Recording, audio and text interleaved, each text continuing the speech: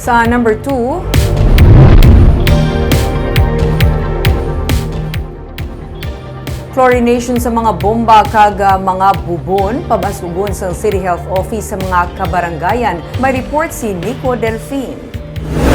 Siyam na ang kumpirmado nga kaso sang kolera sa Bacolod. Gani sa pagsinapol kay na sa mga opisyales ng syudad upod sa City Health Office, nakasugta ng paghinyo sang bulig sa 3 pa ka mga duga nga laboratory para mapadasig ang pag-usisa sa mga water sampling, ilabi na gikan sa mga nagkalain-lain nga water sources sa mga barangay nga may sporadic cases ng kolera. Ginako ni Dr. Carmela Hensoli, pamuno sang CHO, nga tubtub karon hindi pa mapatod kundi naghalin ang kolera. Duwat nga mag-water analyze. Para There's only 3 laboratories na nag-analyze ato the water sa Bacolod.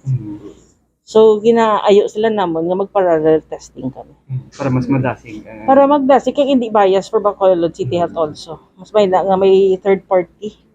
Pabasugon man sang syudad, pinagi sa CHO ang chlorination sa mga bomba kag bubon sa mga kabarangayan, ilabi na sa mga lugar nga may kumpirmado nga kaso sang kolera. Nalakip dining Barangay Mansilingan, Tangob, Alihis, Sumag, Granada, Barangay 14 kag Handumanan. So kami confused man mismo, could be the source of water or probably the food handling good.